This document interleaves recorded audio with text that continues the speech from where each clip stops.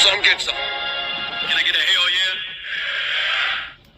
Yes, I am a pirate. You have to go with the pirates because, of course, they have cannons and everything. It's a pirate's life for me. Be proud of who you are and what you are. You're pirate. It is a first down. Pirates. Because when you're at East Carolina, you go for it every time. When you don't coach at East Carolina, you don't come to East Carolina, you don't play at East Carolina with a weak heart. Write it. I think I've ever been in a building as loud as that was. It was deafening in there. You live with Omaha? I can promise you that. And a couple all night long in Eastern North Carolina. You're watching The Sports Objective, the podcast for Pirates.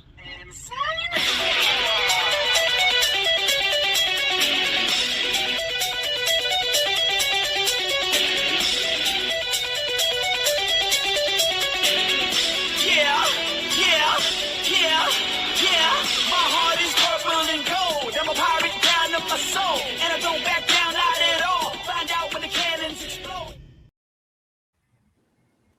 All right, welcome into the Sports Objective on deck. I hope everybody's doing well. I'm Dave Richmond along with Kyle from LaGrange Barber. How are you, man? What's going on, Dave? You ever wonder if people that don't know the backstory wonder why we have that East Carolina Wake Forest scoreboard and two highlights from that game with Matt as our intro?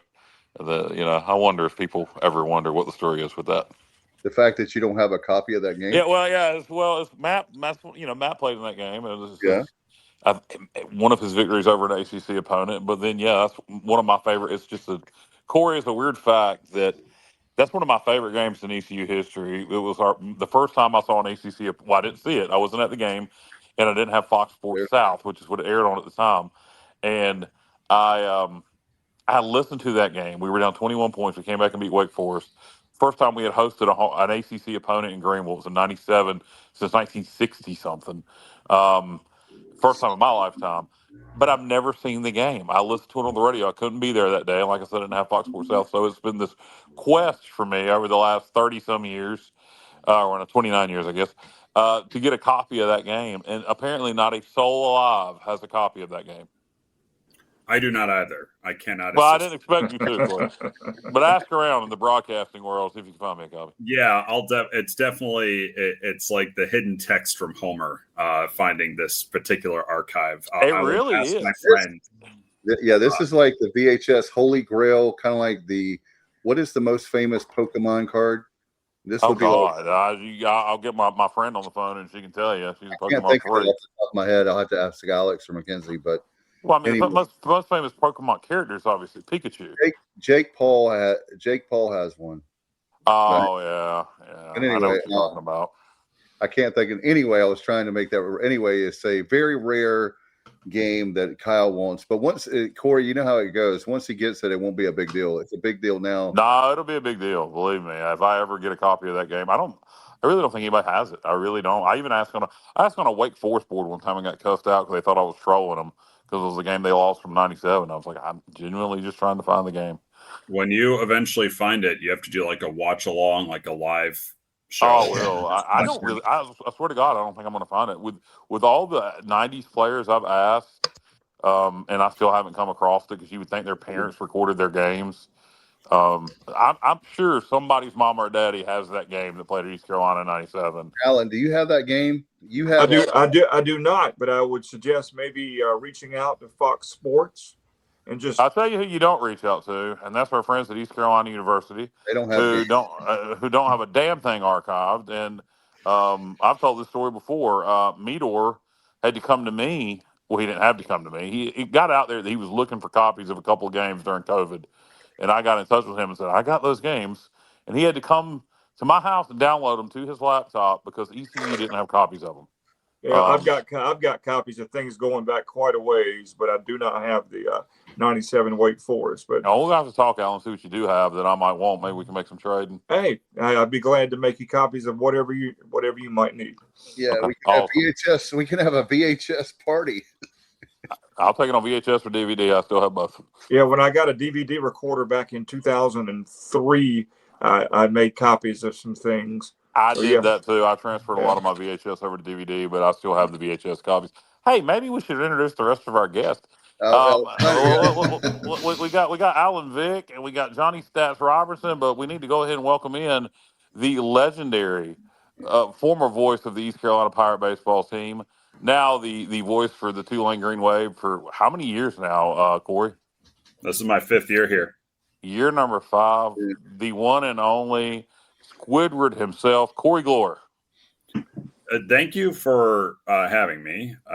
Thank you for inviting me back. I know this was Dave, you almost missed me. We chatted earlier today.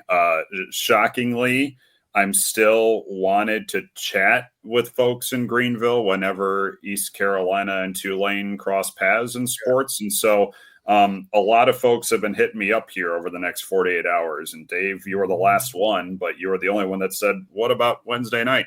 And so here we are. You're first out the gate for me, and what will be a bit of a car wash for me back in Greenville tomorrow. And thank you for making me feel young here, boys, because I've spent a lot of time around 18 to 23-year-old kids, and you talking about VHS tapes and all that crap. Boy, it's been a while since I felt like young. So thank you. Oh, you're welcome. You're welcome. Well, that was my very first game covering the Pirates at the stadium in '97 was the Wake Forest game.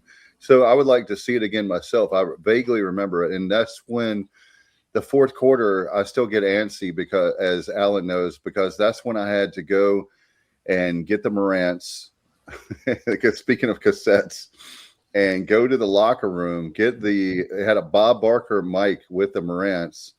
And then I had to go back up to the top of the press box where we're doing our Piggly Wiggly post-game scoreboard to play the press conference and players' reaction. So that was the very first time I had to do that. So not that anybody cares. Let's talk baseball. We'll talk about VHS or any kind of cassettes later on. But let's see. We got Don here. It says, Corey, it was great when EC visited Washington baseball. Oh God, what year was that? Washington. I couldn't tell you what year it was. It was a 3-game series. We played at Washington. Yeah, early on in my. I do not remember that. There, I may have to back out and go get the press guide. Yeah, Tulane's been to Washington too, and so I think my mind is kind of slamming the journeys together here. But I do remember going to Washington for a 3-game series with East Carolina. I could not tell you the year, however. I'm looking it up right now.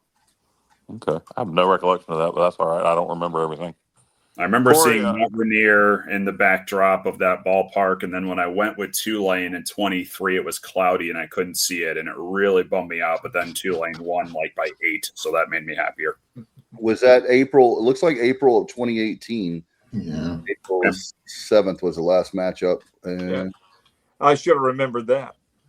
Yeah, Alan, I think you're probably running late night game for at least one of those. I think there might have been a double header in there.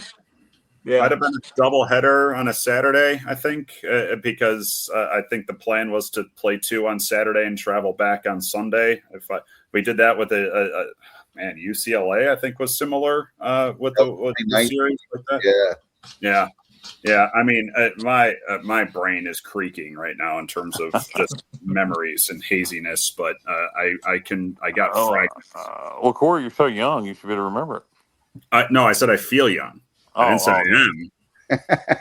Okay, I got you. It's a delusional feeling. Yes, Corey. So Tulane, this year, basically, you guys, the Green Wave have done well in the tournament despite their performance in the regular season so far. And maybe I should just not talk.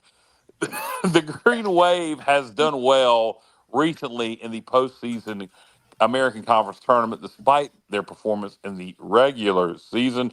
Also, the Pirates have not played well in New Orleans, despite having good squads. Just quickly, tell us about Tulane overall so far this year. Up and down. I mean, the record is 17-17. That should pretty much just tell you on the surface that consistency has been extremely hard to find for this group. Jay Ullman in his fourth year. There have been some real bright spots as the year has gone, particularly the relief pitching, which has been the strength of this group. It's very deep, and that's the deepest probably the relief pitching has gone that Jay Ullman has had in his time here. Getting length out of starting pitching has been a challenge. It got better last weekend at Wichita State. Had a couple of guys go pitch into the sixth, one pitch into the seventh. And that's been few and far between this year. And Tulane will need that moving forward because eventually you don't want to keep running the bullpen out there for 6 innings a day because it will start running out of steam, even though there's more options down there than what we've seen in the last couple of years. The offense has been the confounding one. The lineup I think they thought and I thought would be the strength of this team, and it has been way up and down. It's the second worst hitting team in the league. They get on base a ton by drawing walks, by getting hit, but they're 9th in batting, and that has just not been a nut that's been easily cracked here. They're starting to get some flashes from some of their transfer bats that, one guy has been pretty regular in Ty Wood, switch hitting outfielder. He's been pretty solid all year, but now starting to get a few more pieces showing some things that I think they were hoping to get back in March. But it's still been a real issue, and it's been costly at times. This team has won their low-scoring games, and that has been the recipe right now as we get deeper into the year, as the temperature gets warmer, and as pitching starts to wear down across the league, and certainly with what Clearwater brings and the type of tournament that usually is, that the Tulane bats will need to start coming around here, because I think this has been a pretty surprising element of the team. Jay Ullman, I would have been very surprised if he thought that this would be the second worst hitting team in the league, with only Rice faring worse right now because of just the talent that they brought back from last year and some of the bats they brought in the transfer portal. This should be a better offense than what it's been so far this year. Yeah. Hey, Corey, speaking of, you said that you have to keep them low scores to win. Here's a weird stat. In the last 28 games, Tulane is 13-15. Okay, if you just take the first 2 innings, Tulane pitching has an ERA of 0.346. They only allowed 1 earned run in those 13 wins in the first 2 innings. But in the 15 losses, you have an ERA of 12. You've allowed 40 runs in 30 innings. So it seems like after 2 innings so far, whoever's been leading after two innings is 24-1 over that span. So it's like, wow, early what way the games are going normally. The innings in which Tulane gives up the most runs this year are the first 3. The first inning is the most, then the second, then the third, in that order. And that speaks to what the challenge has been with the starting pitching and getting effective length out of the rotation. Now, some of that gets exacerbated with midweek games, and these are going to be quick starts. But right now, the starting pitching is averaging just under 4 innings an outing, and that's an increase from where it was even a couple weeks ago. And so that you're bang on, Johnny. Like, that has been a major problem here for Tulane. And right now, the lineup is just not in the spot it needs to be in to play late game catch up, even though the bullpen's been so good at holding teams around when first inning runs go up. Last night, Tulane lost at Lamar, gave up a run in the first. Tulane was actually answering, had a lead into the 6th, and then the bullpen started to leak oil and gave it up, and the bats just couldn't fire back up. And so Tulane plays so well from in front when they went 3-1 last week, in what was maybe their best week of the year, just with how they played. They scored in the first inning in all 3 of their wins, and they held those leads. And so that's been, it's not that cut and dry. It never is in this sport, Johnny, but you hit one of the nails on the head. Just the Tulane starting pitching needs to make some strides forward, getting deeper into games and being effective in doing it. Yeah. Hey, I had another question about the lineup. So last preseason, I did a preview video, and for Tulane, I had them in the upper three teams, which nobody else agreed with me on. And now I'm starting to not look so smart. But here was my thinking, Corey. I looked at the box score from the conference final game against ECU. They're bringing back the catcher, the first baseman, the shortstop, the third baseman, the center fielder, the right fielder. And then I thought players would step up. Like, is Tanner Chun? Is he all right? Like, I mean, he is batting 200. He's going the opposite way. I thought he would increase. I think he batted 260 last year or something. I thought he would be much more effective offensively. And the same for James. I'm going to botch his name, but James Agapitis. You got it. Yeah. Okay. He batted 104, or he's batting 104. He batted 260 last year. I thought he'd get better this year. And he has 5 hits, 3 of them are home runs. Yeah. So what's going on with him? 5 of his last 8 hits are homers because he homered twice in the tournament last year against UTSA in the semifinal. And now, he is really fighting it here in his senior year. Tanner Chun's an interesting one. You know, he always had a bit of swing and miss in him last year as a true freshman. The breaking stuff would get him. That hasn't alleviated much here this year. He's getting on base a ton. Like, he leads the league in walks. He leads the league in getting hit. He is top 8, I think, in on base, but his batting is 200. And so that's been one of the head scratchers, I think, for Jay Ullman is he is getting on. He was batting second most of the year, but he was coming up in spots where he needed to put the ball in play and just hasn't been able to. So now he's been hitting 9th, where the feeling is that he can at least extend innings if things are going south in front of him a little bit with the lineup, or he can try and just work good at bats for the next time through the order, and maybe draw a walk. And so one of the things here, again, it's not this cut and dry. You mentioned James Agapitis.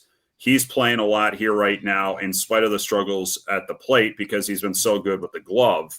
And he's kind of held down now third base the last couple of weeks. Matthias Haas is the outfielder that you kind of alluded to, that also played first base, 7th-year guy. He got benched for a couple of weeks because he was really struggling defensively. We've seen some good things from him the last couple of weeks or so.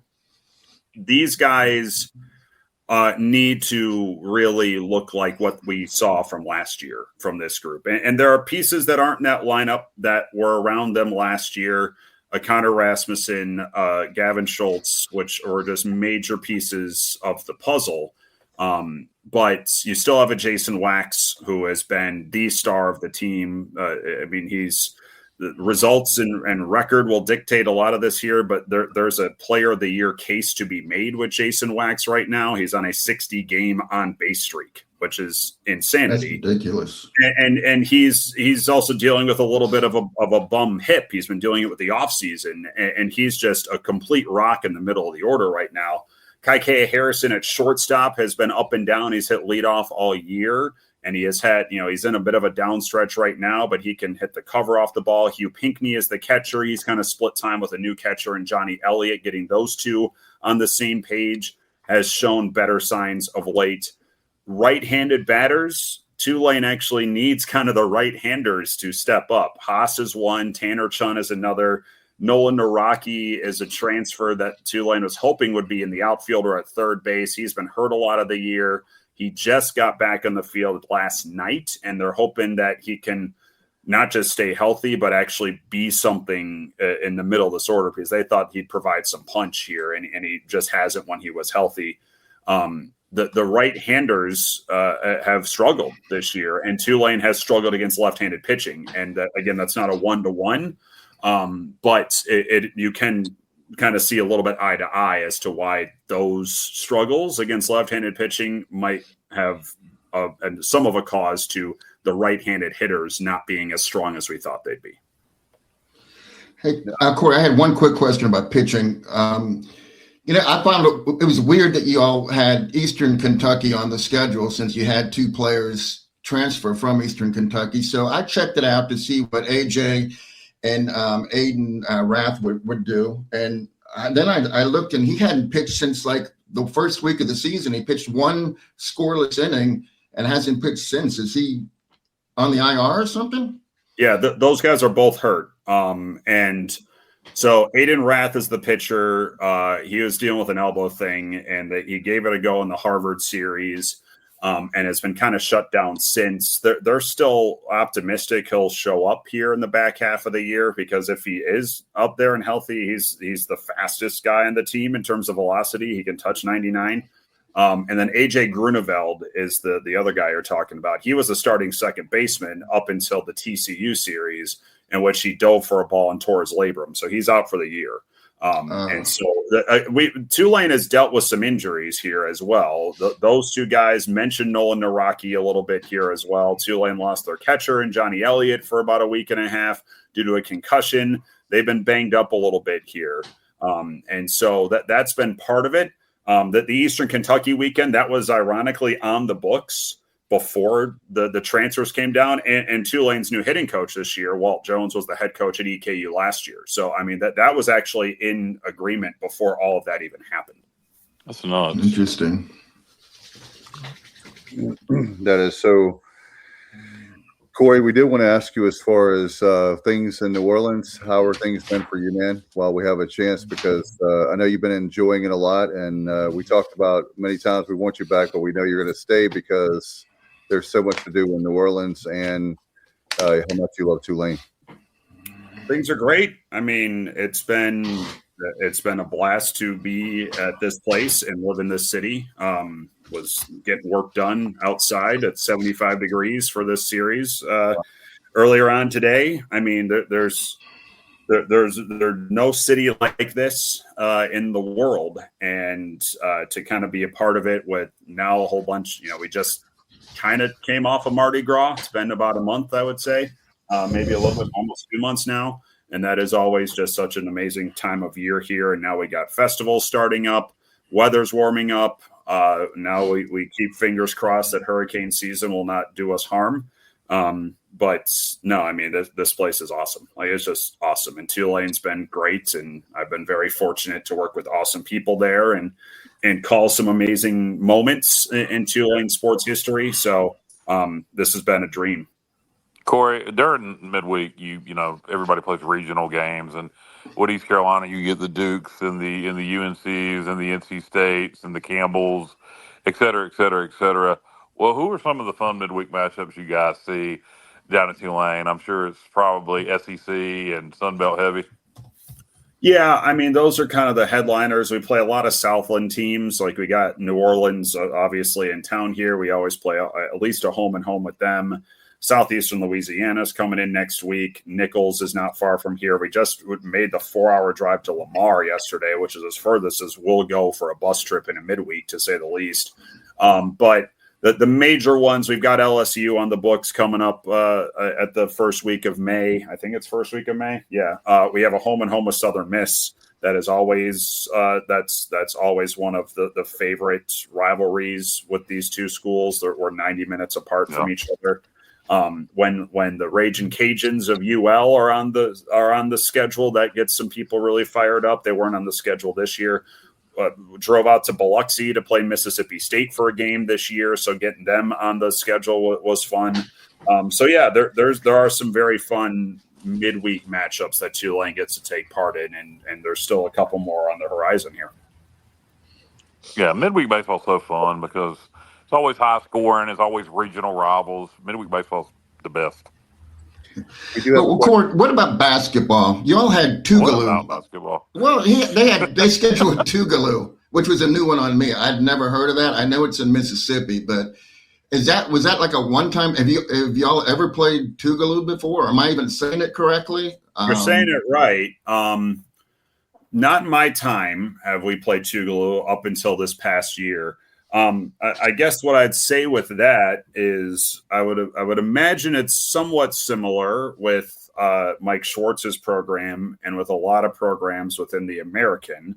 This drum was beat pretty hard as we got close to the tournament, and a lot of people were zeroing in on Miami of Ohio.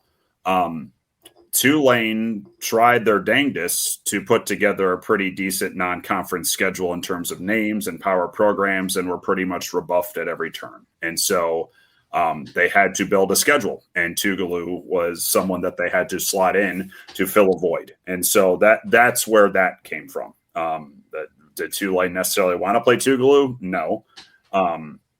Would they have loved to have put some bigger, more interesting names on the schedule there? Yes. You need two to tango, and that is the situation that Tulane ran into for basketball. Well, that's a very interesting name, though, in my opinion. Yeah. We do have a question from Kenny. Corey, we know you're busy down there, but do you keep up with the Pirates in the pros, baseball, and football? A little bit, like just kind of cursory glances. I know, what was it, 6 on opening day rosters is, I think, the number that I saw. And so that's cool. And I think 4 of them were from when I was in that booth. And so, I was getting down to research here today, and I saw Jake Agnos' name pop up on the staff directory for baseball this year. And I think I saw it back when it happened, but I totally forgot that he was kind of hanging around the program again. I don't know if he'll be on the trip, but I know what his brother's doing with Colorado and what Alex doing with St. Louis, Gavin, of course, with Cleveland. So, and Connor now at Miami, of course, we're going to see his brother Friday. And so to see these guys turn into what they've become and be, not just be on these teams, but like major fixtures of how these teams are trying to win games is pretty cool to see. Football, I had no interaction with football, bluntly, when I was at East Carolina. So I got nothing for you on that one. Yeah, when you were at East Carolina, you wouldn't wanted to have any interaction with. What years were you here, Corey? 16 to what? No, yeah, 16 to 20. 16 to 21. 21. Okay, well, some of those years were okay. Getting to be okay. Yeah, it's definitely a lot better than the last year Corey was here. But certainly with the baseball diamond, Corey, as far as American, what you've seen, how many teams do you think, I know you don't have a crystal ball, but will make a regional? A lot of baseball left, but just putting you on the spot, I know. I mean, I think it's the best this league has looked in a little bit. I think it's almost across the board, save for Memphis. And we saw them in the first weekend of the year. That team has a good amount of talent, and it's just a weird mix. Like I don't know, I don't know why that hasn't fit there in Memphis this year. Their struggles shouldn't be like they've got 10 wins on the year, I think, and that's not a 10-win team. That has the talent to be something better. And so I just think if you look at Memphis as right now the bottom of the league in totality, even though they're not sitting last in the record, this league's deeper than I think it's been in a couple of years. Yeah. It screams multiple bids right now. Everyone's going to beat each other up at this stage. That's the issue here with the league. But with East Carolina's RPI where it is, that's at large territory with UTSA in their spot and having a series over East Carolina already. They're in good spot. They're also back on the fringe of top 25 discussion, if you really want to put much credence in that. I mean, the shock's UAB, obviously, and they took it to us in Birmingham. I know ECU grabbed the series off of them. That team can hit. I mean, they really can hit the ball. And for them to they took the series in South Florida, I think was what they did last week. I mean, it's just like that. Yeah, they swept FAU. I'm sorry, they swept FAU. Their RPI is in the upper 30s right now. And so will that sustain? They had a chance to beat Mississippi State last night and they weren't able to.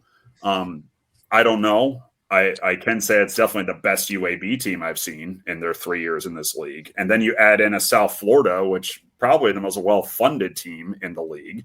And they've got the most wins overall. So I think there's we've had 2 bids the last couple of years, regular season champion and whomever's won Clearwater. I think there's a crack at 3. Now the conference tournament format is different this year, and it does skew towards whoever finishes in the top 2. And so it's going to be trickier for a Tulane to make a run as a 7 seed like they did in 2023, or East Carolina as a 6 seed last year. Like to make that run, it's going to be harder for teams in the bottom to try and charge through Clearwater. But if you got a team sitting 4th and they got to just win the normal double elimination bracket that wasn't in the mix before, and they win Clearwater, you could see 3 bids. Like if this keeps on this trajectory here, obviously something weird will happen. Someone's going to throw a wrench somewhere. Florida Atlantic might suddenly get hot and derail people's seasons. But right now, it's not where it was when UConn was bumming around here, or a Houston or a UCF, but it's trending in a better direction, which is, it's good to talk about the American as a league that could feasibly get multiple at-large bids if the committee is watching what's happening here. And that's all. Gilbert's on the committee, for what that's worth. No, if you look at things from East Carolina standpoint, our RPI, our strength of schedule 16th. Our RPI, Warren Nolan, as of last night, I hadn't checked it. After 28 as of when I checked it last night. So I mean, if we keep winning, and we got some pitching issues, a lot of injuries, but our bats are red hot. Is it sustainable with the bats? We're going to get some pitchers back towards the end of the year. If we keep winning, and I don't mean we have to do what we've done over the last 5 games, but just going 2-2, 3-1 type weeks, we'll be fine. I think UTSA is kind of in the same boat. I think UAB is the wild card. Are they going to keep doing what they're doing? I think they're going to have, because of where I know their RPI is up to the 30s now, but they're going to have to keep winning at a high level to get in an at-large. They're not going to. I think they're going to need to win the regular season title to get an at-large spot. And I don't know if that's realistic with that group. They do have some pitching issues that they're not very deep in the relief corps. They have some flamethrowers back there, but they don't have a ton of them. And their Friday guy's a stud, but that lineup will keep them around in a lot of games if their pitching starts to let them down. They need to pick off that. They beat Florida on opening day. Now Florida has dropped out of top 25 rankings and all that sort of stuff, but that was like that was interesting sort of thing right on the first day of the year. They haven't had another one of those types of wins. That they could have had one last night in Starkville, and they just weren't able to finish it off. They got an Auburn and Alabama still on their schedule in midweek play, and if they can pick off one of those, then they're in a decent spot. They have UTSA on the schedule still. I don't know if it's in Birmingham or San Antonio. It's San Antonio the final week. Yeah, and that with how that ballpark plays and how UAB mashes the ball, along with how the Roadrunners do, that could be a pretty explosive series. And it could have a lot in play if UAB can keep up what they've been doing here. It's good to see from that program, which there was a lot of question about Casey Dunn after last year when they missed the tournament. And now here they are sitting alone at the top right now with albeit 5 weekends left. And so having them jump up like this, at least right now, is only good for the league. We'll see if they can sustain it. I think it's not necessarily a question of do they have all the talent they need to sustain it, but it's more of do we believe a UAB can sustain it? I think that's going to be the thing we're going to try and wrap our heads around here, because we haven't seen this from UAB, certainly since they've joined the league, but even when they were in Conference USA. You speak of that, you talk about the league being better, and it's UTSA, East Carolina as always. UAB, stepping up, FAU's competitive South Florida. But if you asked me when, 20 years ago, 10 years ago, you look at this league, that's going to be a great baseball league. East Carolina, Tulane, Wichita State, Rice. And it's funny, the teams that are stepping up outside of East Carolina aren't the ones with the baseball lineage. Yeah, I mean, I would say UTSA had a little bit of one. It was pretty brief, but they've had one.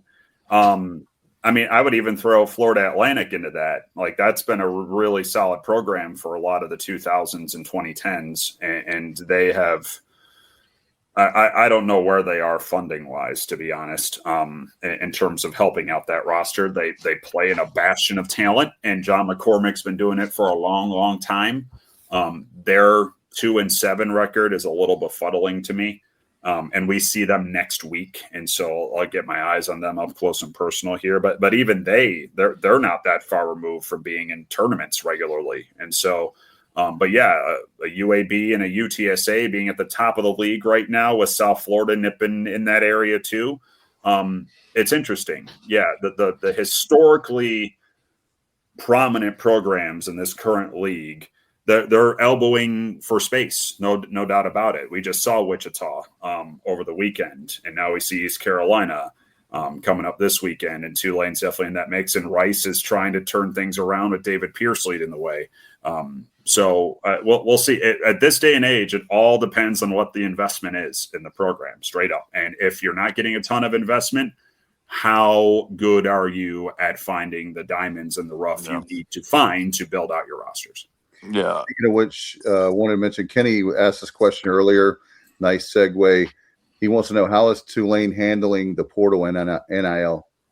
I mean, I think for that first part, Tulane has a total of 4 true freshmen on this year's team, and it's over half the roster is new. So it's a transfer portal type roster now for this group. Now, the 4 freshmen are all position players. They try to go old and veteran with the pitchers that they brought in. They needed to rework the pitching staff here. Lost the Friday guy in the transfer portal, and then 2 best relievers, Michael Lombardi and Taylor Montiel, were drafted. And so there was some real overhaul that needed there. And they opted to go with guys that have had reps at college level and a good amount of them. And that speaks to why the Tulane relief corps has been so successful this year, is that these guys have been around the block for a little bit. They didn't go young in the pitching staff like they had in the past. In terms of NIL, I mean, Tulane's been pretty strong with this. Now, where they fall in baseball, I couldn't tell you. I know South Florida throws money at everything, and I think they're the top funded program in the league right now. Outside of maybe football and basketball, they are the most well-funded programs in the American across the board. And so I feel pretty confident saying they've got their fair share of NIL there. I don't know where UTSA has now crept in with their run last year and what they were able to get funding-wise for that roster, but they brought a lot of that team back. I know Tulane has been pretty much on the forefront of this since it started years ago, and that speaks to why Tulane baseball has not just made runs here in Clearwater the last couple of years with the talent they've had, but obviously where football has been. I mean, that Tulane was pretty early in this, and the fan base here has kind of wrapped their arms around maybe not fully understanding what this era of college sports is right now, but knowing that this is where the eggs need to be. John White, former pitcher for Gary Overton, Dr. Gary Overton, Coach O. He says David Pierce will get Rice going in the right direction. Will they get back to their glory days? Who knows with NIL right now? Kyle, you got beat to the punch there. Sorry. But I would have been surprised if David Pierce took that job without a little bit of an assurance that investment was coming when he took it mid-season last year. And in the summer last year, Rice announced a pretty major push in investment. Not just NIL, but facilities-wise, they're redoing the football stadium there. There's a really – I don't know how strong the push will be. Obviously, that's totally up to the fundraisers there of what they are able to do in that city. But I know that there is a drive to increase things there. Hey, Dave, can I throw – before we get too far, Corey was talking about pitching, and I'm just curious. I don't even know if you can give this information out or not, but Trey, is he going to stay in the weekend rotation? I mean, he's getting hit really hard his last 4 or 5 starts. And if he does, is there a chance he goes to Sunday and JD moves up to Saturday? I don't know where things sit with that. And if I did, I probably wouldn't say. I figured that. I just took a shot. Yeah. Sahajic has struggled, and he has been the Friday guy. He got moved back a day to stay on regular rest for the Wichita series and didn't make it out of the 4th against Wichita. So that combined with the fact that, Tulane's had an injury in the weekend rotation here too. Jack Frankel's been the most consistent starter there. He hasn't gone the last 2 weekends. So they're hopeful that he is back this weekend. I'm not sure yet if he is. But they got 2 great performances out of, you mentioned JD Rodriguez, who has been kind of being spot Sunday starter and give us 3 innings sort of guy for a lot of the year. and he pitched great on Saturday against the Shockers. Then Jake Toporek got the opener in Wichita, and this was an all-conference starter at Wagner last year, and he's been kind of thrown into kind of lefty roles this season, and he totally locked Wichita State up. And so we'll see. I mean, I definitely think Toporek and Rodriguez have earned spots in the weekend rotation. We'll see if Frankel is back. And I know that like this team believes that Sahajic can be a legitimate force in the weekend rotation. I don't know where things sit with that moving forward. But I doubt we'll know until we arrive at the weekend. Okay. Corey, what is your thoughts? Jared, were you finished? I just said appreciate it. Thank you. Oh, Corey, what are your thoughts on this year's Pirate baseball team? Obviously, we've had a lot of injuries to the pitching staff. I mean, just an insane amount of injuries to the pitching staff. The bats have really come alive over the last 5 games or so. Really. Before that, we were hitting the ball well against UTSA. Things just didn't go our way. But we're really hitting the ball well. The pitchers are doing enough. What do you make of this year's Pirate baseball team, particularly over the last, 7-8 games? Well, averaging 12 runs a game here during this winning streak. And they let the rubber match go against UTSA. That should have been a series win after rallying to grab the lead there. I mean, this when Cliff Godwin's offense is humming, it is very hard to stop. And right now it's humming. And there's just so many ways that a Pirate lineup can cause problems and cause stress, chaos, and get things in motion on the bases and first to third and show and slash. And do you want to drop a bunt down or do you want me to flip this the opposite way? Now there's some power in there. What Lenahan's been able to do just across the board as a true freshman and being in the middle of that lineup is impressive. And so when this offense is performing the way it's been, it's kind of a pick your poison on how you try and figure out how to slow this down. And now there's always been flashes of pop, I would say, in Pirate lineups here, but there's more of it, I feel like, in this lineup than maybe at least in my time there, say for 1 year when you had a Packard and a Brickhouse and a Burleson in the middle of those orders. It's just, it's so hard to stop when this Pirate lineup is playing up to what they were brought in to play like. And that's what they're doing right now. And I think there's a ton of injuries in the rotation right now. And so maybe that's why there's been a little bit more of a bump in how this team has played its offensive attack, because they feel that maybe they need to score more runs here. Now, we haven't seen Charlotte yet. I was totally flabbergasted by just the size of these games and how they gave away Saturday and then gave away Friday and then no-showed on Saturday. We don't see Charlotte till late in the year. But it's a team, East Carolina, when they are playing like East Carolina, will just squeeze the life out of you. And that's what they've looked like here offensively the last week and a half or so. Yep. Yeah, I agree. And we needed it. We had to have it with the pitching situation. We hope it can continue, and then we get a couple guys back in that rotation by the end of the month. Tulane has been a place we have not played well over the years. So this is an interesting series this weekend. We've had all this momentum, but it's been at home. We haven't played bad on the road, though. But this winning streak has been at home, this beating Wilmington, sweeping Charlotte, then beating Duke. So it'll be interesting to see, can we keep it going down in New Orleans? Well, and this is, coming off of Tulane getting swept at UAB, and they lost the last game in a walk-off. They had a 1-run lead in the 9th and gave up a 2-run shot. There was a real, I kind of called it an inflection point about what this team wanted the rest of the year to be like. And they went on the road and played great at Wichita State. So now they're coming back home against this team, and there are a fair number of guys who were on this team last year that were on the team 2 years ago. There's only one guy in the team here that was on the team 3 years ago.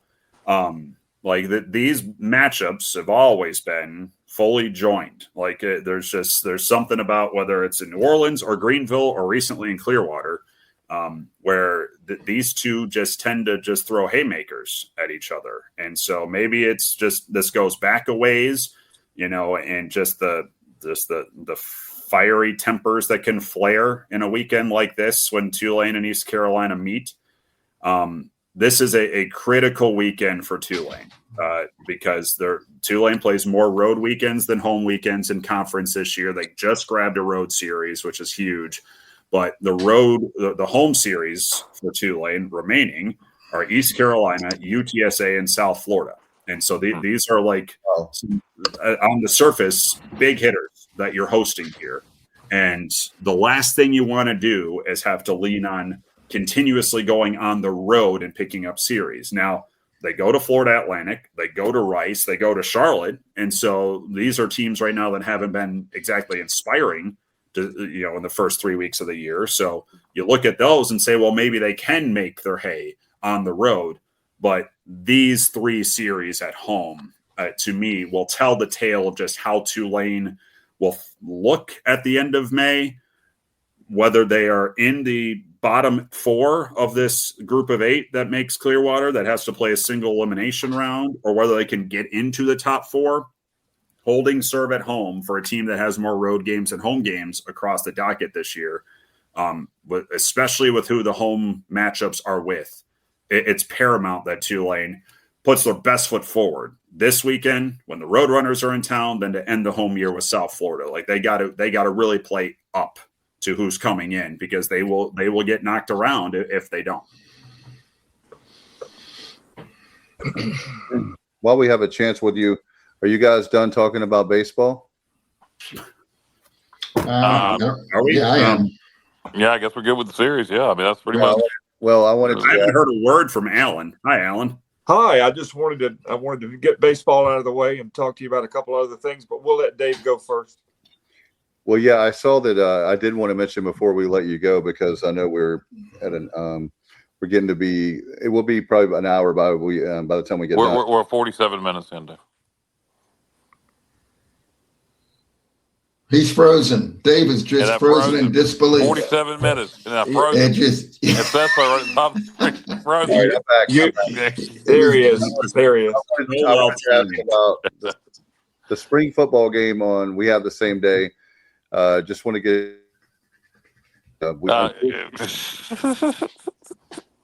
Corey, I think I know about spring football. I think I know the crux of the question. So I'll take it with spring football and go from there. It's been interesting to come to some of these practices for Tulane and recognize a lot more guys than I'd had in previous springs, because the retention was pretty strong from last year's team. The big question is, and the fan base here, it's the primary question of, can Will Hall keep this going? And now that the bar is so high, I mean, this is the bar. This college football playoffs, the bar now here at Tulane. Is that realistic? Of course not. But 4 straight conference championship appearances is the bar. That's just where things are now. And so to see a very good amounts of last year's team back on the field here for this spring is a nice change of pace. And so just based off of that, the fact that Tulane has, from my eyes right now, just an absolutely stacked running back room. The linebackers are pretty much all back. You get those 2 rooms almost fully reloaded from guys from last year, and then 1 or 2 new pieces. And the backbone's already pretty well set with leaders on your club. Tulane has another quarterback battle. I don't think it will be as insane as last year's turned out to be, where they brought Jake Retzloff in the end of July. And he led them to a playoff. I would be surprised if that chaos happens again. Offensive line, defensive line, there will have to be some newcomers to step into the mix there. But there is a ton of last year's group that returns. And so on the surface, the potential is pretty frightening as we stand here in the first week of April as to what Tulane football can be in 2026. Now it's going to look different just based on it's a new coach. Will Hall runs a faster offense than John Summerall did. and there's some pieces to figure out on the lines as to how Tulane will form here. But as I kind of said to Will Hall when I did my first sit down with him, Willie Fritz put a foundation in place, and then John Summerall constructed the scaffolding, and now Will Hall gets to come in and decorate the place. Like this is where things are now. And so I can't wait to see how this forms, but it has been pleasant to open up my roster and know like half of it, like more than half of it, because that just hasn't been the case here since I got here. Well, so when you said that to Will Hall and you talked about, how Willie Fritz laid a foundation, like concrete, and then how, Summerall came in and built a big scaffold, that holds up everything around the foundation. And then you basically called Will Hall an interior decorator. Did he punch you? No, and he agreed. I mean, like he knows he's walking into a really good situation. Like, I mean, he knows that flat out. He gets to put his spin on this, and win games like that. That's. I mean, the goal is 10 wins a year and playing in the first weekend of December. That is now Tulane football, and he knows he's walking into an extremely well-established program right now. And part of why he got hired is players on last year's team who are returning this coming year walked up to the athletic director's office and said, stop interviewing people that aren't Will Hall. Like, he's your guy. Like, the support for him was immense in that locker room, and that is why the retention is what it was. And so for a playoff team to have this much back despite a new coaching staff, and there's guys from last year's coaching staff that are still here, but it's a luxury in this day and age. No doubt about it that Tulane will walk into 2026 with some major aspirations because of just what has been retained here. Yeah, and you guys, we lost a lot to the portal. Memphis lost a lot to the portal.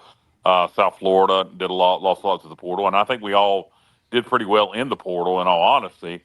But you guys do have despite having a new head coach, he was the OC last year, so you have continuity. You keep continuity with your roster, which is extremely rare this year. In this day and age. But the only question, Will Hall did not have much success as a head coach at Southern Miss. Southern Miss football has been up and down, to say the least, over the last decade. So he comes in a situation where the table's set for him.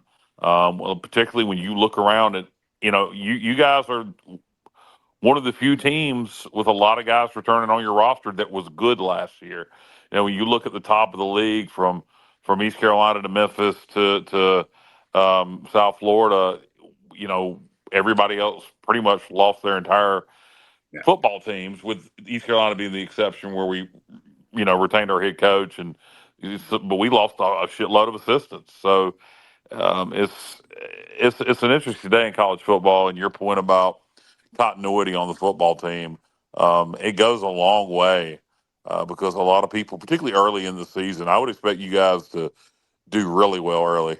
Well, and the other team that we haven't mentioned is North Texas, and that's the other one. Yeah, you're right. That's another one. Yeah. We saw in the title game. I mean, there were a ton of teams that lost that their coaches left for SEC jobs or a Big 12 job. And North Texas lost a lot too.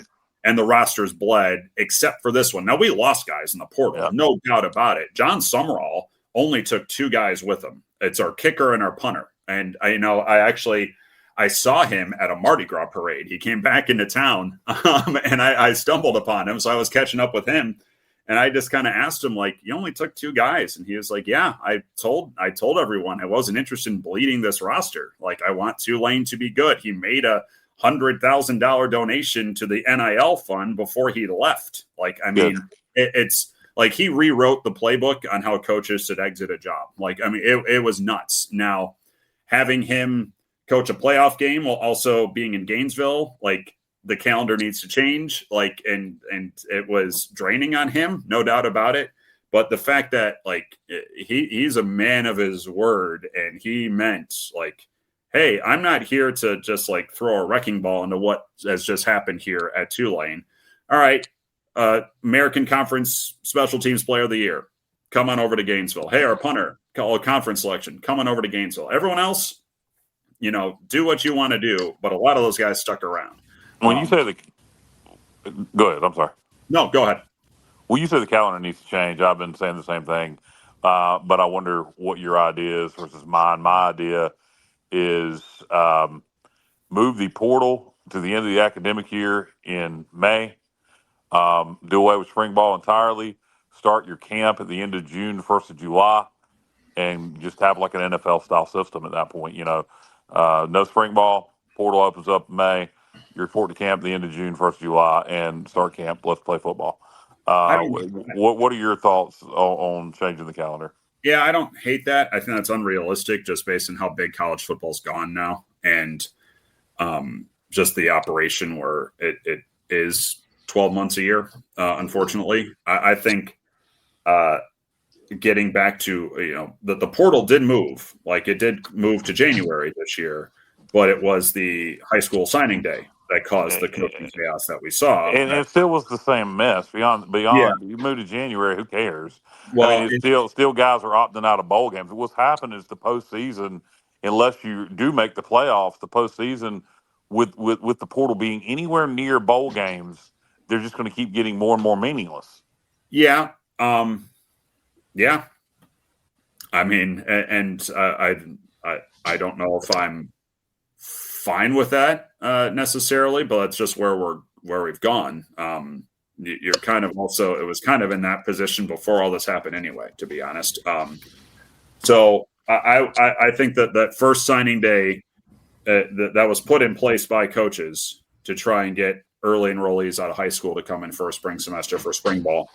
I think now it needs to go back to that one signing day in February, which now kind of acts as the secondary one. And then you can sign guys after high school football's done, let them finish out their spring semester in high school and come in the summer and join the program there. In terms of the portal opening when it does in January, I mean, if you want to align it with what basketball just did and open it as soon as the championship game is over on this Monday night, and then 2,000 names are in the portal in the span of 12 hours, maybe. I don't know. I think waiting until a semester, the spring semester ends, and then rushing them in for summer camp that would have to be extended with no spring ball, that is unrealistic to me. Yeah, I don't know why. I mean, we rush them in now to start the academic year. Well, you sign in January, and you have to rush them here in a 2-week time period or less to get them enrolled, and then they have to start winter workouts, and they have to go to spring ball. You scrap the spring ball. You're going to have winter workouts with your current school.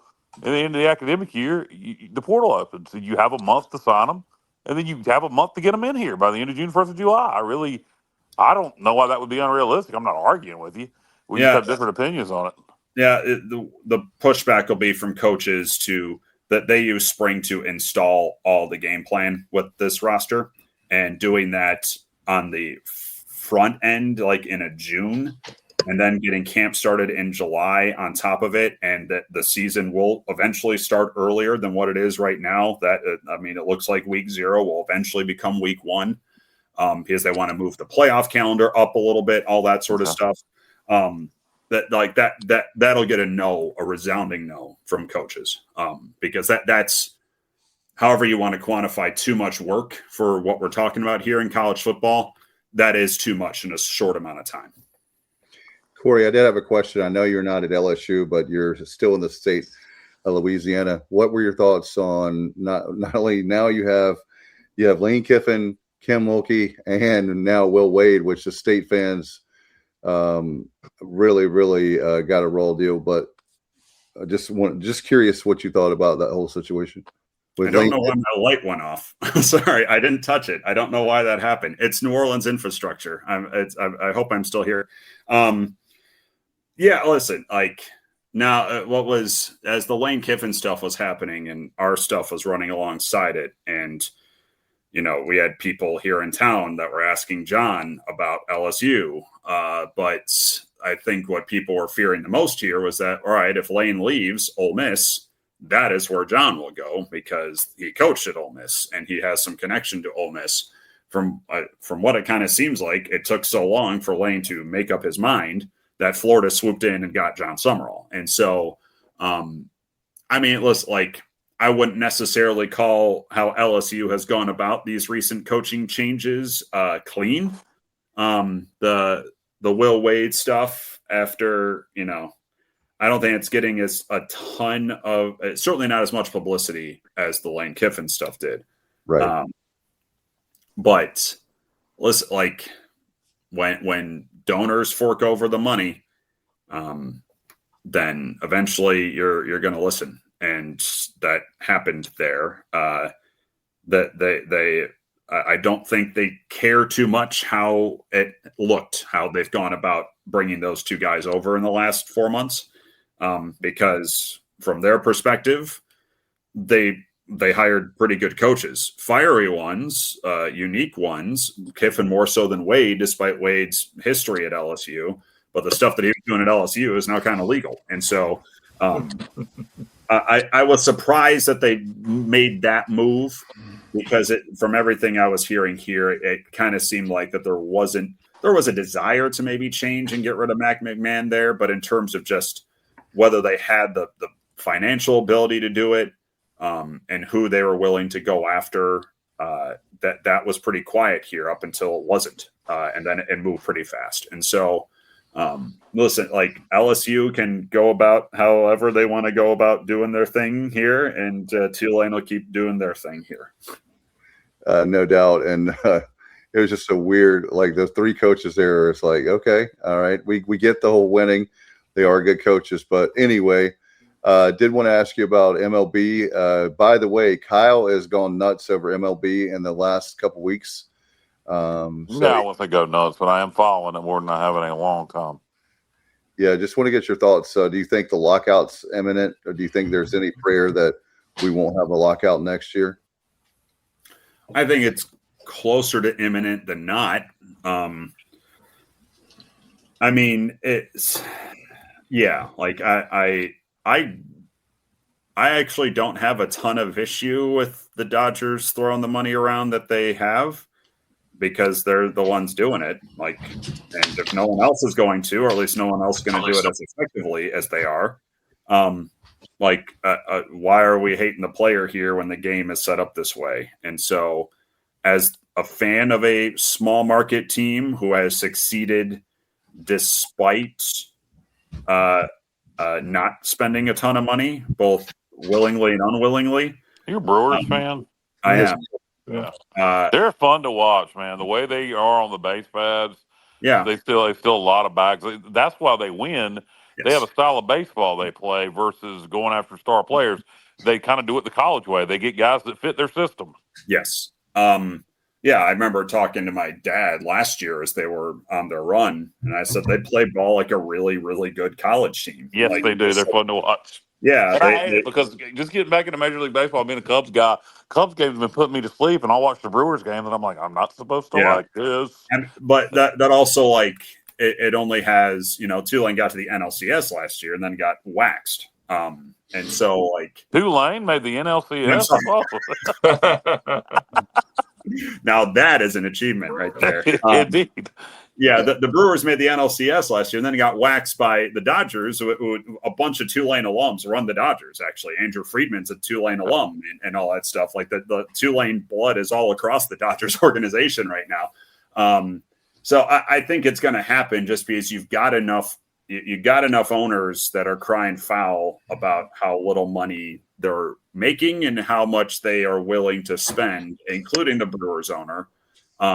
And you got a commissioner that seems like he's trending in that direction as well. So I don't necessarily think it's a terrible thing. I obviously don't want things to quiet down in the baseball world for a long time, but I do think this model is not sustainable, especially if Major League Baseball wants to stop splintering their media outlets, and that all those are up in a couple of years, and that'll be part of this negotiation, and doesn't want to alienate, 16, 18 of their fan bases every year. I do think it's going to happen, and it might not be the worst thing to try and really address head on the structure that exists right now. Not necessarily to make things fair and equitable, but get things a little bit more on the same plane. And that's all, not necessarily just, all right, you have to spend this amount of money and create a salary floor. You got people that are barely doing that, and NHL has that, and they're barely doing that just to kind of get by. So I think it's going to happen unless things really change as the year goes. But I think the worst thing that probably could have happened is the Dodgers signing Kyle Tucker, and then that starts off the powder keg, and it's like, all right, well, we're going to bring in this guy and bring in this guy, and we're going to spend $1 billion on our roster. Tough. If they go out and win the World Series again this year, then I think you can pretty much lock in a lockout. Yeah, the Dodgers don't even have the highest payroll in Major League Baseball this year. The Mets do, but they're both over $400 million. And it's funny to me. I use the Nationals example as our regional team. Their roster this year is $86 million, compared to over $400 million for the Dodgers and Mets. It's insane. And it's not always just we can't spend this much money. There is a choice for all these organizations about how they're spending their money. I like the team that I always think of here is San Diego, who they do spend a ton of money, and they're a very small market. And then you have some major market teams like a White Sox that choose not to spend, more money. Even the Cubs didn't spend money for a while until the last 2 years. And so there's choices and decisions being made by ownerships around Major League Baseball, but there is also a system set up to have that exploited. And I think that's the thing that's going to get more addressed than anything. And Corey, one of the other things too to mention is for people not following the story is the local television money and the television deals has just pretty much it's gone. And I think that's another thing is that they're going direct to consumer is what they're doing, and it's already happening, and they're going to go more and more that direction. Yeah, I think that needs to get condensed. I mean, I kind of touched on it. There are like 8 national media outlets now that air baseball games. This on the heels, like the NBA changed all of their partners, and we're getting ready for the playoffs. And I still struggle to tell you where games are going to be coming up next week for playoffs here. And so.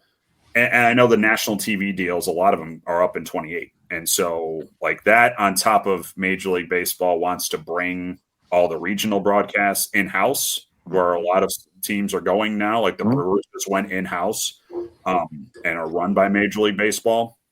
Almost everybody is at this point. Yeah, it's about half the league at this point that's getting there. And so like I think we're heading in that direction as well. But it's that on top of just the blackouts that exist. Like it's I hate it.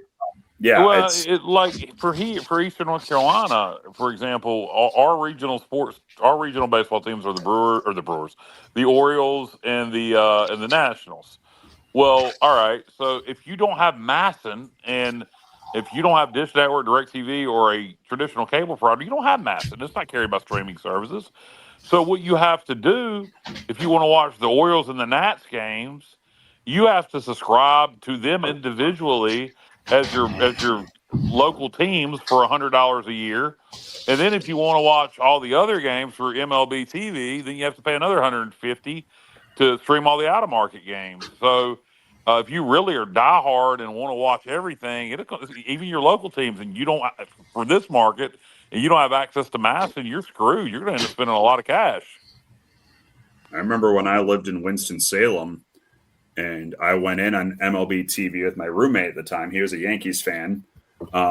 And that part of the state is blacked out of Orioles and Nationals, but they're also blacked out of Braves and Cincinnati Reds. Oh, my God. The Reds?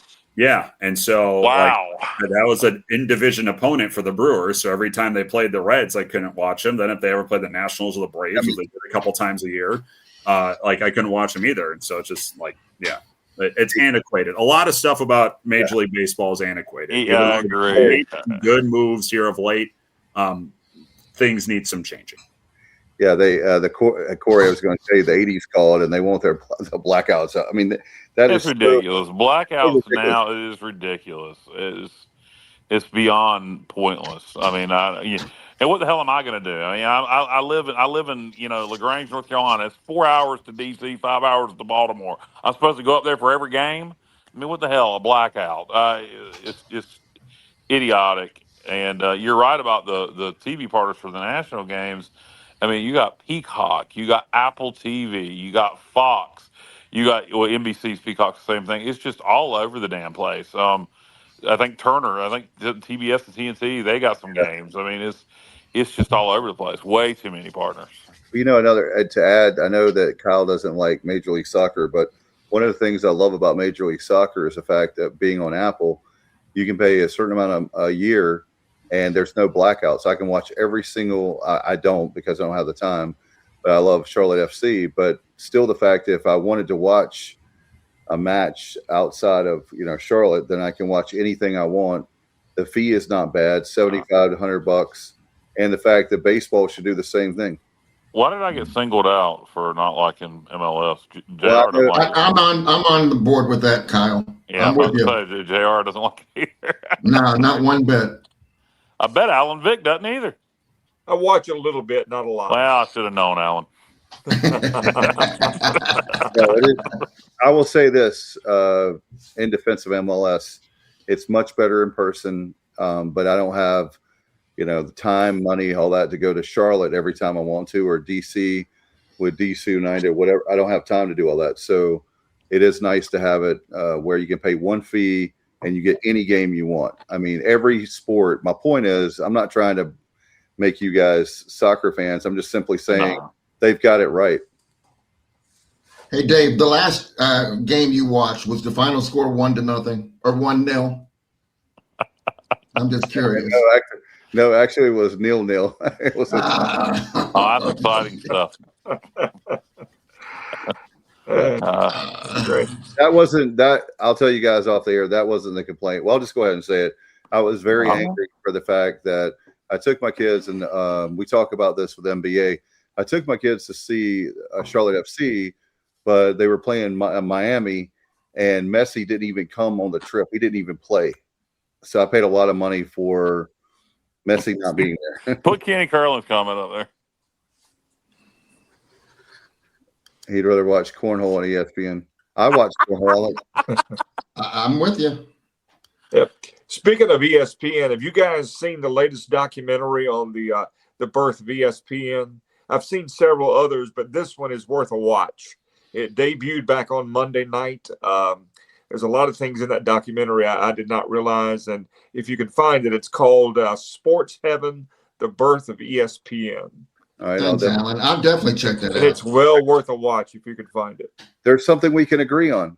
Yeah. But Corey, with that very thing, I wanted to let's see. I did have one. Kenny asked, "What kind of crowd are you expecting for ECU Tulane this weekend?" We've been pretty steady in the right around the 1,800, 2,000 range for most of our games. The weather looks beautiful. There are one or two festivals happening this weekend, which might take some of folks away from the ballpark and go to that instead. But I mean, we're going to be sitting right around 80 for all three of these games with very, very small chance of rain. It looks like on Saturday, and that'd be in the afternoon. So the weather is going to be perfect for these games. So hopefully that brings some folks out. I know we're doing this big like merchandise equipment sale before Friday's game, and that usually brings out a huge crowd. And so we'll see. We haven't tacked it on before a baseball game before, so hopefully that, like, you have to have a ticket to the game to go in and even buy anything. So that ideally will bring out a good amount of folks. But we've been pretty steady in terms of what our attendance has been. In the last two home games we've had, Paul Giamatti has shown up. Because he's filming a movie here in town, and his dad used to be the commissioner of baseball.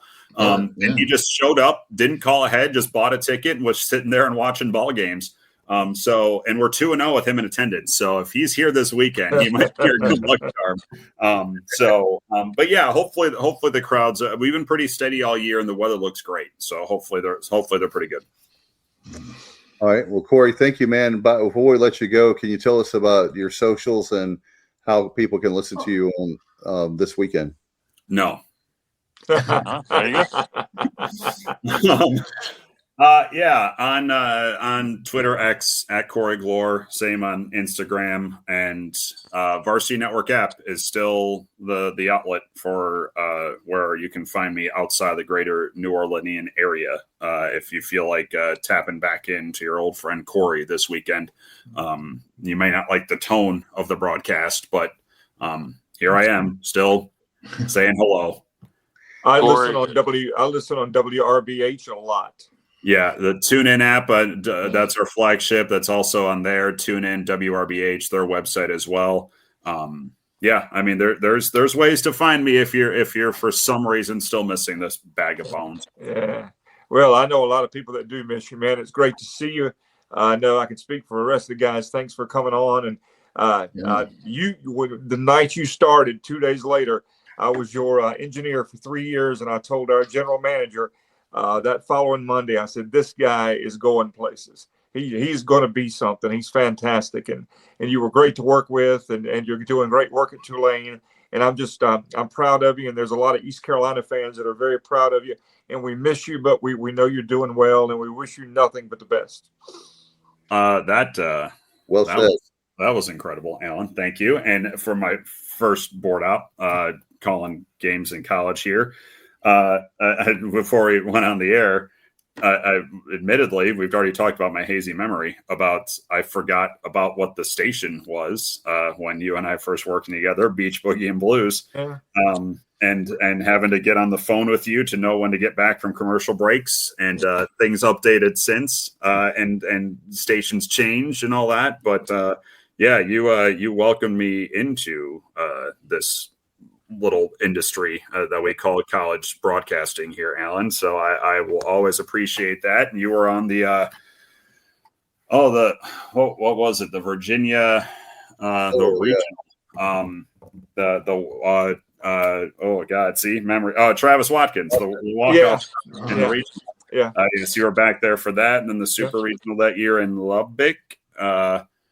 Yep. So yeah, you were with me for my very first ride, Alan, and the next couple after that. There was a lot of late nights, Yes, double headers, rainouts, that sort of thing. a lot of those. I feel like, yeah. And Corey, Jamie thanks you because he was at the station and not worrying her at home. So that's correct. Yes, we spent many a lovely night together, Alan. Yes, we did. You, me, and Coach O. Yep. I tell you what, Coach O's. By the way, before you go, I'd be remiss if I didn't mention Jeff Charles. Yeah. Who was such a mentor to you and to all of us.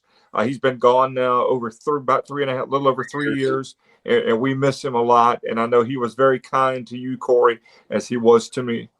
Yep. And my first year there, I didn't actually get to meet him in person because he was off battling cancer for the second time. And so I didn't actually get a face-to-face with him until right around my second year, that 17 season. And from that point on through my time in Greenville, and even when I was here in New Orleans, that man was the very best to me in many, many ways.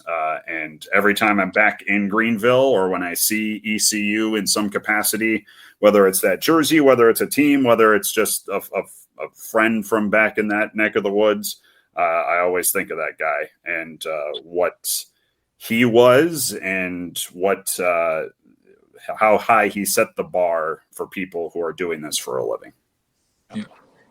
No doubt. Well said. Corey, thank you, man, very much. We will be listening. I know Alan and I will tune in. Love to hear the broadcast. And you guys gonna get together and do it? You're gonna hang out, grab some pizza, and listen? Actually, I will be listening. I have some racing obligations this weekend, but I'll definitely catch you on Friday and Sunday for sure. You'll watch your copy of the 1997 ECU Wake Forest game, mute it, and then listen to me. Oh, sorry, Kyle. They have one. They've had one for years. Yeah, Wow. I can't. It's a secret that I have one. I can't tell Kyle. Yeah. Well, You didn't Alan. do it, Alan. He's gonna sell it on eBay. That's right. I'll buy it. Okay. Corey, thanks so much, brother. Appreciate you so much, and we'll let you go. But looking forward to having you back on in the summertime to talk Tulane football. Thank you, guys. Appreciate it. All right, bro. See you Thanks, later. Corey.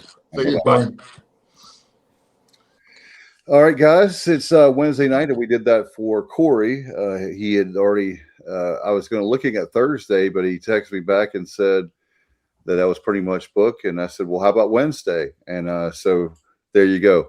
Appreciate him very much. Just wanted to talk to you guys, do a roundtable, and I don't know how long you guys have, but certainly. I'm going to have to dip here in a second. I need to eat a really late dinner. All right, I got to do that too. I haven't eaten as well. But anyway, we had training in Tarboro for the town. So commissioner duties. And then. Did you train the town? No, I didn't. Wait a minute, Tarboro's not in Martin County. No, they had No, he was training Tarboro how to be more like Martin County. No. Oh, okay. Yeah, Now I They get had, it. they had a water and sewer training today. And there. Well, I'm not okay, hearing somebody, I don't guess. Did you happen to run into any Ninja Turtles? No, I did not. Oh, okay. Who don't you hear, Alan? Hello. Me. He doesn't hear me. I'm not hearing anybody but you, Dave. Oh, well. Anybody else saying anything? Corey took Kyle and I I'm with not him. hearing anybody but you. All right. Well, come back in. Yeah, I'll back out. I'll back out gracefully and come back in. All right. All right. Well, guys, I really don't have much more to talk about here. We've kind of covered everything. It was a hell of a win last night over Duke. Glad to keep the momentum going. That was a fun game to watch. Always good to be the in-state opponent, an ACC team, and get into conference play this week. Need to take love to sweep Tulane. Need to take 2 out of 3, and then come back home. And next week it's the Wolfpack. So, things are looking up for Pirate baseball. Hope it continues with the positive momentum. And guys, I'm gonna bow and eat my pizza. And JR, Dave, you guys keep holding it down. Whoop whoop, nothing but love. We'll try. What kind of pizza are you having, by the way? It is 3 meat DiGiorno frozen pizza. We ate out for lunch, so eating at home tonight, and I was not hungry. If I eat a big lunch, I should just eat a big lunch every day and not eat dinner. I'd lose weight that way. But we ate out for lunch, had a big lunch, so we weren't hungry until late. So just frozen pizza, DiGiorno. I can't. It's spell not DiGiorno. delivery. It's DiGiorno. That's I right, can't Kyle. spell DiGiorno, but I like it. Yeah, it's decent. It Not is. bad. Good All right, crust. guys, y'all be good. All right. Go Later, Pirates. Kyle. All right. See you, man. See you, Kyle. Later. All right, guys. I did want to mention that we do have. Happened again. Back out. What? What's going on? What Hey, just guys. happened? Hey, can you? Yeah, he's going to have to back out and come back in. Johnny, while we have a chance, I want to mention this for the Ronald McDonald House. We're doing days of service. That's with the ECU Alumni Association people that are Awesome. Great cause. so that's right before the spring game. So as we bring Alan Vick back in, it's right before the spring game, and you can go there and help us out. And we will. I don't have a link. I'll have to get that link. But if anybody's interested, hit me up on social media, or you can email me at thesportsobj@gmail.com. But that's something that's really big right now that we've got going on the 18th. And then Cool. let's see. Oh, I'm trying to get the other one for you guys. We do have the tailgate. I did want to mention to you guys. So, yeah, let me see if I can bring that up in here. That's South Florida, right? Yep, it's Saturday the 25th, and just like with you guys, with we're gonna try to be right beside you guys tailgating with Okay. Josh, Johnny, and Brian Dilday, and Jared, and all those guys. They're so awesome. And Josh Thomas, Todd Viverett, I know that they're. Tiffany. I told you guys I actually met Justin Butts in person last night for the first time. Yeah, that was a shock to me. I felt like I'd never met Justin personally, but we had a nice 10 or 15 minute conversation. He's a good dude. He's a good dude. I like him a lot. Yeah. Justin and I go way back. We go back all the way to December. So that's when I first met him. And I agree with you 100%. It's someone you can truly count on as a friend to like get your back. Yeah. Well, you and I had just a brief meeting at Greggy and the Jets, last I'm year. not even going to call that. That wasn't even an official meeting. That's right. That was just because I was so nervous around you, Johnny. I couldn't speak. So, well, I'm going down to the racetrack. I'm definitely going to make it, especially after baseball season's over. And I have those die casts for you. For the I've got something City for car. You too. I'm going to give you, if you want them, you're welcome to them. All my football and baseball press guides for the last number of years. Oh my goodness! If you're interested, if you're interested in those, you're welcome to them. Oh, absolutely, Alan. They take up less space than these diecasts. My wife is I literally have 100 of them, and she's like, "Dude, you gotta get rid of these." And so you and I can talk about maybe a good way for me to purge, some of these to somebody that would appreciate them. Yeah, but I'll be more than happy. The physical, press guides, the books that they gave out. I would love that. I would love that. Yeah, they stopped doing it after COVID. But everything's online now. But wow, that's very, very nice of you. You're very welcome. You're very welcome. Thank you for the diecast. No problem. And by the way, the 25th, we were talking about that. I've got that graphic now up on the screen. For those listening, the ENC chapter, we're doing Alumni Day tailgate. It's going to be, as I was saying, right near all the guys. You can't miss us because in the premium lot this year, because there's no jungle lot right now with this construction, Josh Thomas and all those guys, what you talked about with Jared, Brian Dilday, Johnny, the Ponds. I mean, there's a whole bunch of great people, cool people there. We're going to literally be beside them. And that'll be at 1:30 on Saturday, the 25th. The game is first pitch is at 4 p.m. The tailgate tickets are only $6 to eat with us and maybe some beverages. And I can say that. And then it's only $4. We have $4 jungle tickets, guys. You can't even go to a movie for what, 10 or 12. I don't even know what the movie cost is now. Oh God, it's way more than $4. I'll come out on my way to Carteret. That's a race weekend for me, but I don't have to leave town, that early, so I can definitely come by for a little while before I head out to the racetrack. Yeah. So if anybody's interested, just email me thesportsobj@gmail.com. We would love to have you, and certainly, guys, we've been talking a lot, but really proud of the baseball team. I tell you, I'm just so excited. 5 in a row, and I guess we're the most positive of the of the Sports Objective crew, with a glass half full, not half empty. But I just want to get your take on going into the series. I forgot to ask Kyle, and we'll get out of here. What do you think about as far as the series with Tulane? Are you going 2 out of 3? Are you sweeping 1 out of 3, 0 out of 3? What you got? Me, we're 1-5 the last 2 seasons, and it's a house of horrors for us. With Tulane, you're talking about? Yeah. So I wanted to sweep. I thought we might go 3-1, but I wanted to sweep last week. We got it, so I think we have a little bit of room to go down there and go 2-1.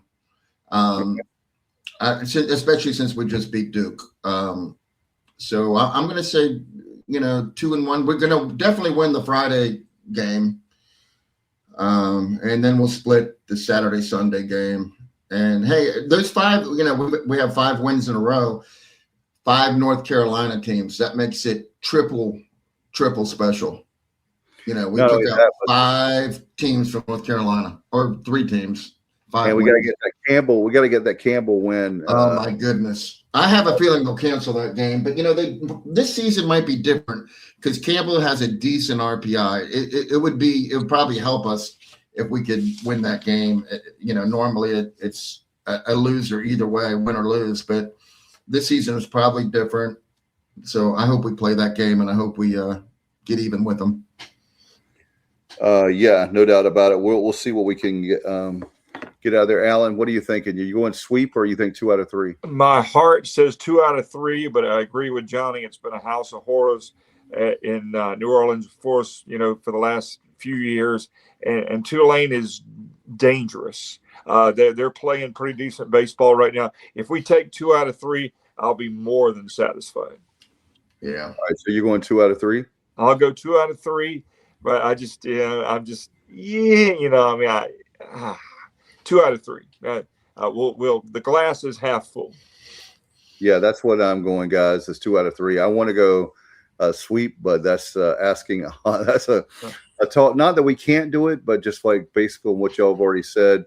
And I think we'll go 2 out of. And look, if we go 2 out of 3, that means we went 3-1 this week and 4-0 last week, and we'll take it. We'll take it. Yeah. Not that we like to lose, but on the road, 2 out of 3 is really good. And considering our history, we'll leave that in the I agree, but there's a caveat to my 2 and 3 weekend. Okay. I'm hoping that we sweep for one reason, for our RPI status, but also so that nobody has to interview Cliff after a loss. That's becoming increasingly a challenge, and I just feel like, me, Alan, nobody is more positive than you are, and I'm taking a back seat to you, but I'm pretty positive myself, and I've always been a huge Cliff fan, and I love him to death, and I'm so happy that we have him. But man, he needs to seriously. I don't want to be like so rudimentary to say chill out, but he needs to just relax a little bit. We won the game. Answer a darn question without attacking somebody. He actually did great. He did great this past Saturday, and I asked him the question with you guys about mental toughness and about it's a marathon, not a sprint, and it's talk about the players, and he said also the coaches, and he was talking about how he gets emotional, and but you didn't ask him about Grady Linehan bunting like Stephen Igo did. That's the thing. And he was prepared. You could tell he knew that question was coming from somebody, because it was a controversial call, and I will never second guess him, because he's done things that no other coaches have done, so he obviously knows what's going on. But Grady, if you'll remember, after Xavier, he popped out a bunt in his first college at bat, and then did it again a couple of weeks later. And so he's just not our best bunter. He has a problem getting the bat too high. He pops out a lot of bunts, and we had bases loaded and him up, and we bunted, and he popped out. Luckily, we won the game. I thought Stephen Igo had every right to ask that question, and I'm glad that he did, because I was interested in the answer myself.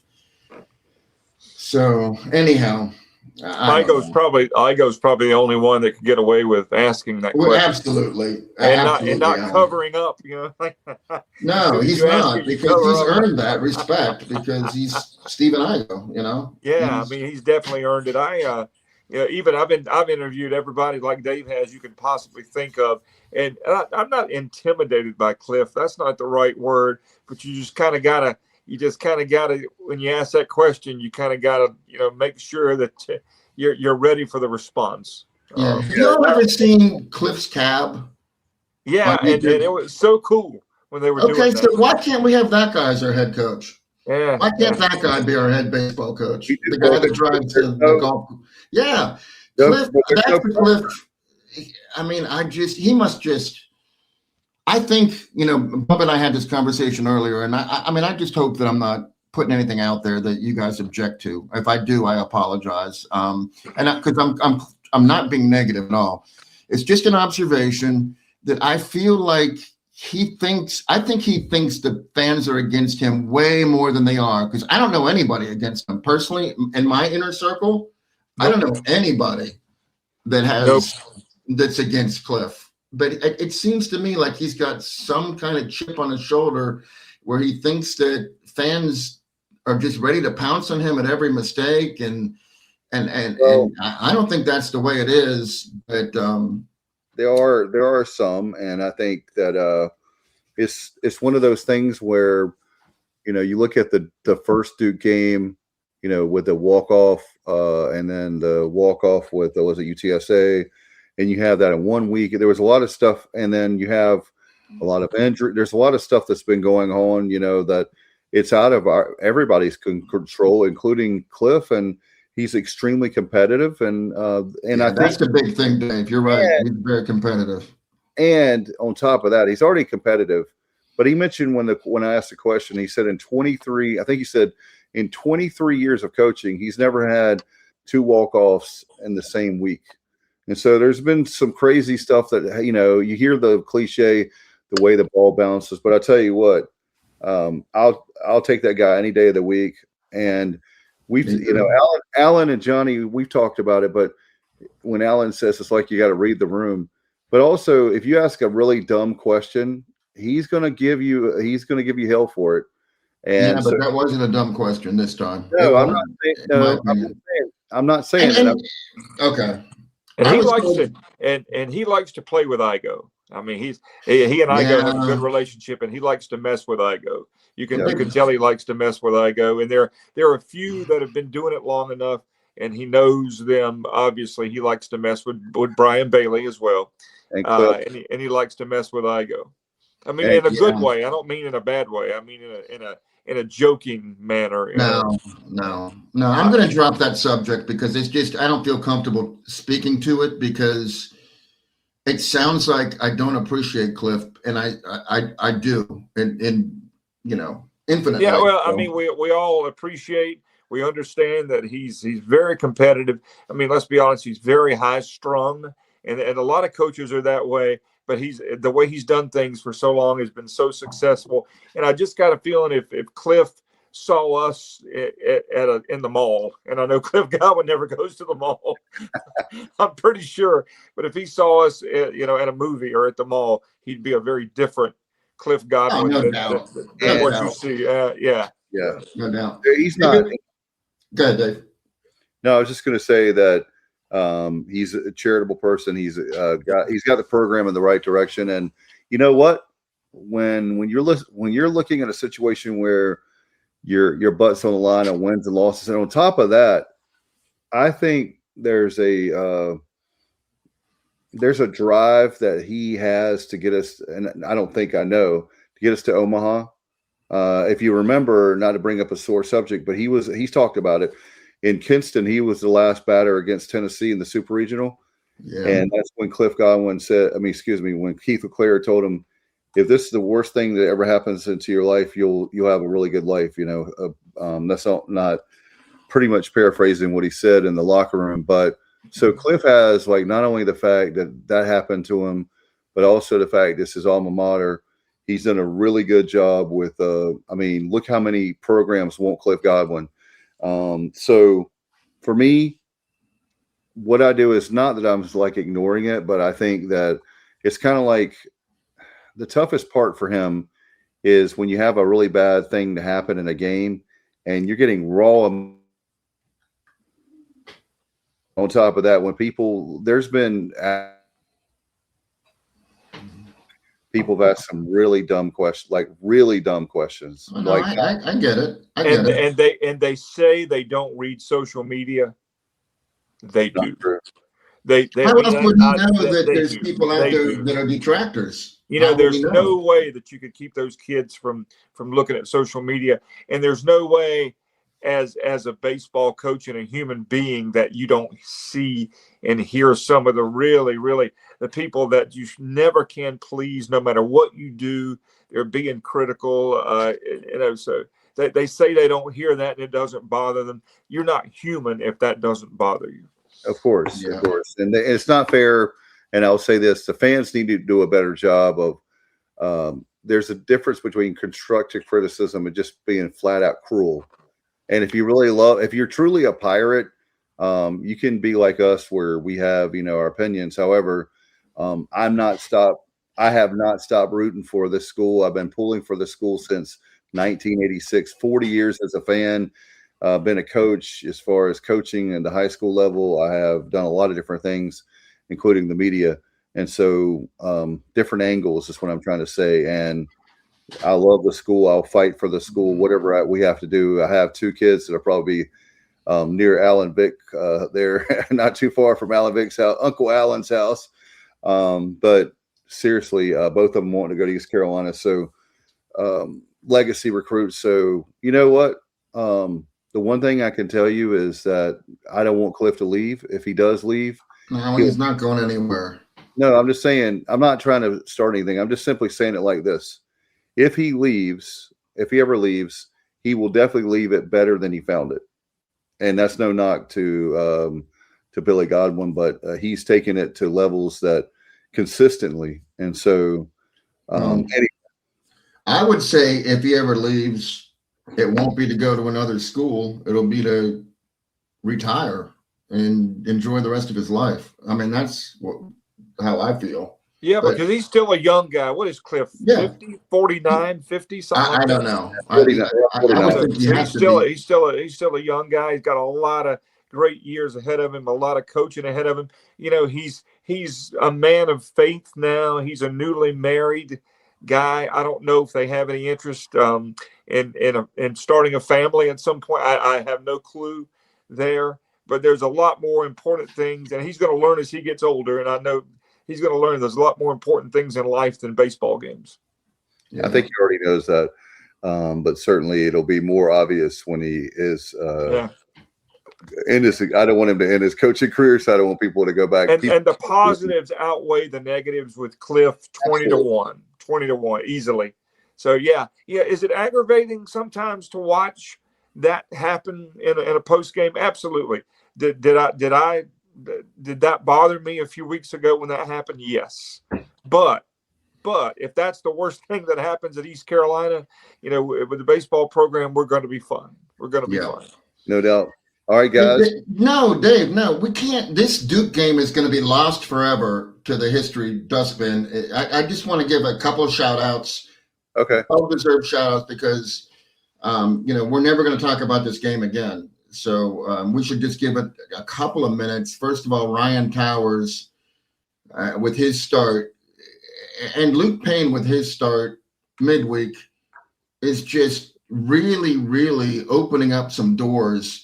Like it's just showing us that, hey, all is not lost with this pitching staff. If Ryan Towers could go into the sixth inning, deep into the sixth inning, without giving up a hit and with only walking 3 people, 5 strikeouts, that is huge. And you know what? He just looked different. But regardless of what people are saying, he has not been in a slump. He's had 2 or 3 really, really good outings, and he's had a couple of bad outings. But I really feel like he's finding himself. He's finding his confidence.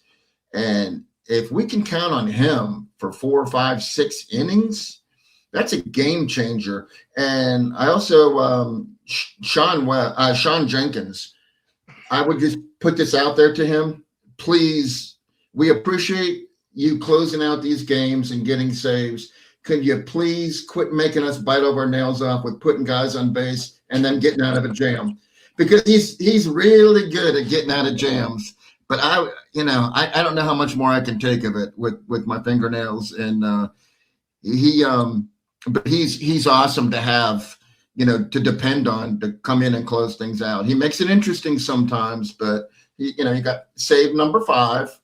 So, pitching wise, I just feel I'm feeling better about and GVK is probably coming back in the next couple of series. So I'm just feeling really better about pitching. And I wanted to say that Colby Wallace, 0 for 3 against Duke, going into the 8th inning, he smashes a double.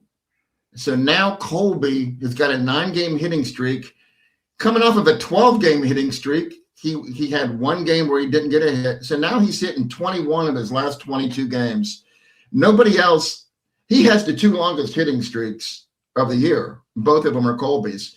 And so I think he gets overlooked sometimes. And I just feel like we're going to be seeing Colby on the mound too.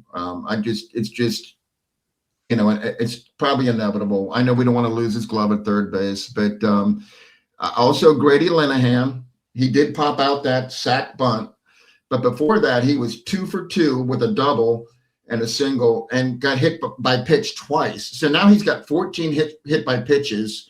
So he's entering like Kyle Roller territory.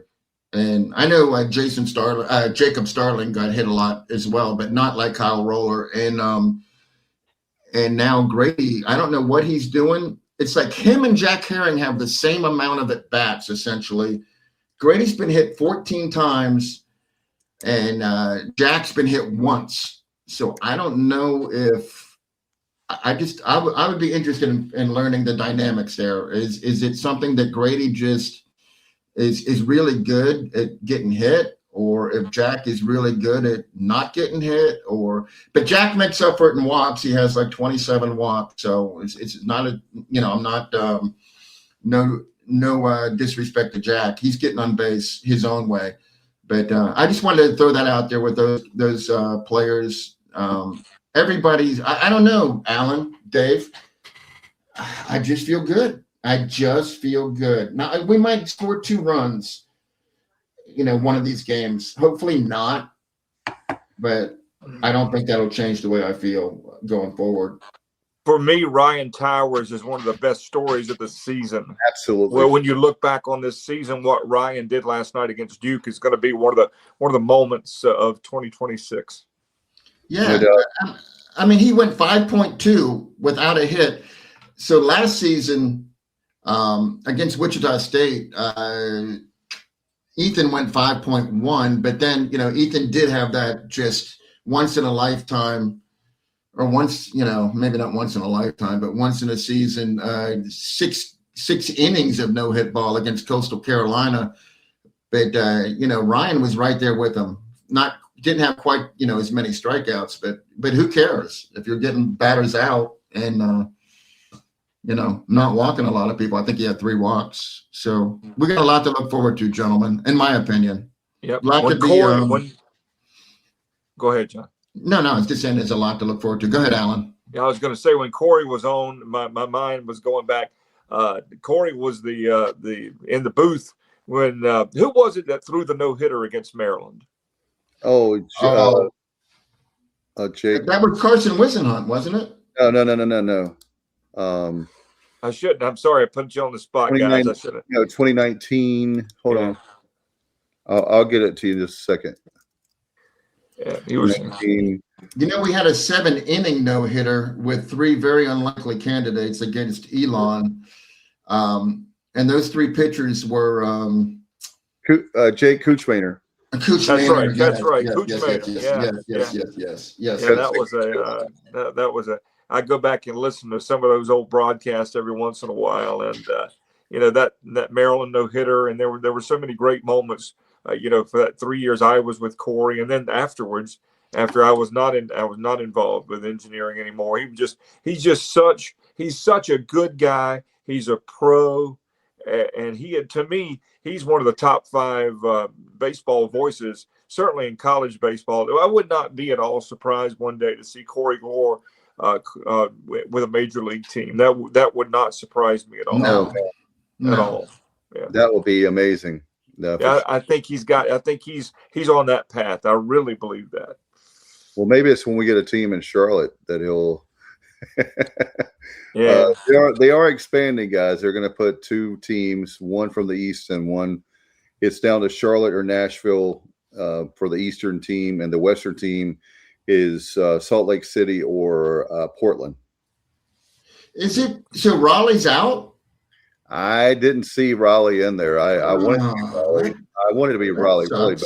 Yeah.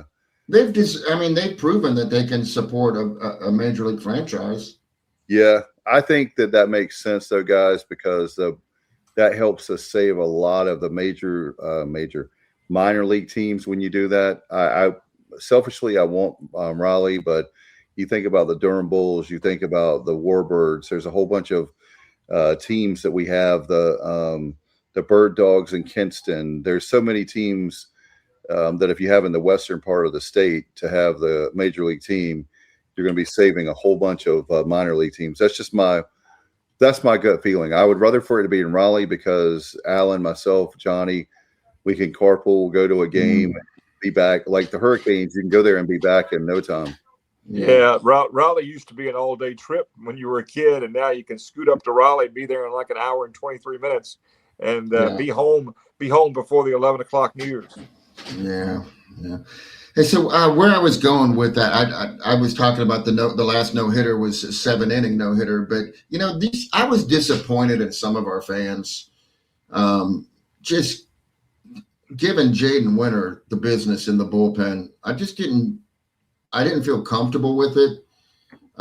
He was probably asked to leave, to be honest with you. It's not like he just said, "Hey, I'm going to play for Charlotte." I just feel like. I don't know. I didn't like the way that he was being treated. But, our last no-hitter, Jaden Winter, went 4 full innings, no hits, 5 strikeouts. And then Chris Kaler came in for 2 innings, no hits, 3 strikeouts. And then Parker Thomas finished it off with the final inning.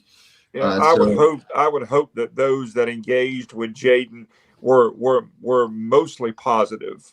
I hope so. Not from what I saw, but his mom was there in our tailgate. If anybody's doing that and did that, you're a jerk. I'm sorry. I agree, Alan. I agree. And there's a better word for it, but I won't use it. But if you're giving that young man a hard time for making a career decision about his future and going to Charlotte, you're a piece of human feces. If you are negative to that young man for any reason at any time when he is here in Greenville or anywhere. Well, I set a few people straight. I'll tell you that. That's it. And I appreciate you doing that. And these are grown-ups. And I know there were some college kids probably giving them a hard time, but some of these were supposed grown-ups. And people, if you did that in any way, shape, or form for any reason, you should be ashamed of yourself. And you're a colossal waste of oxygen. Yeah. So one of them said to me, "Okay, so what's your favorite Jaden Winter memory?" I said the no-hitter. Yeah. I said that was outstanding. That was awesome. I'd have said because he wore the uniform and represented the university with class. Yeah, exactly. And dignity while he was here, and shut up.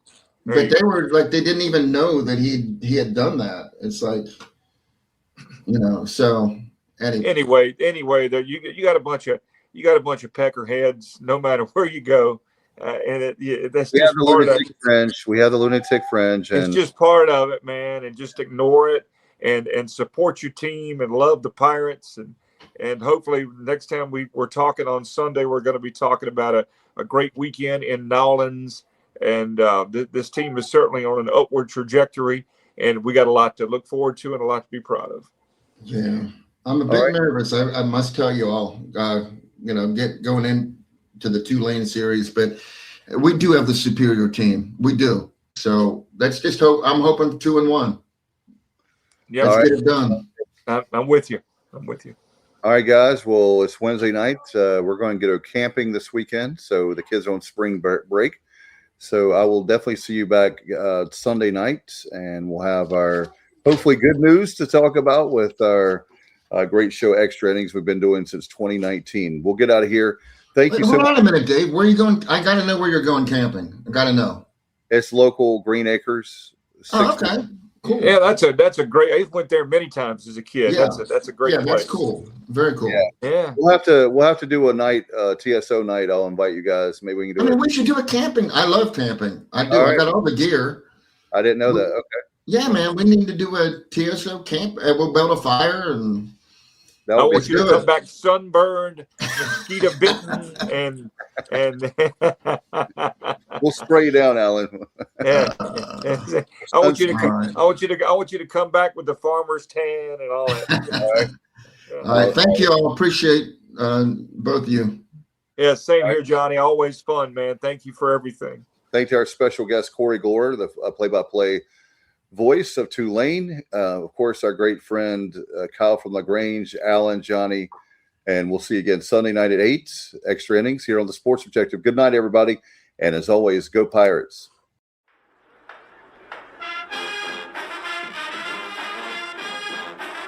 You're watching the Sports Objective, the podcast for Pirates.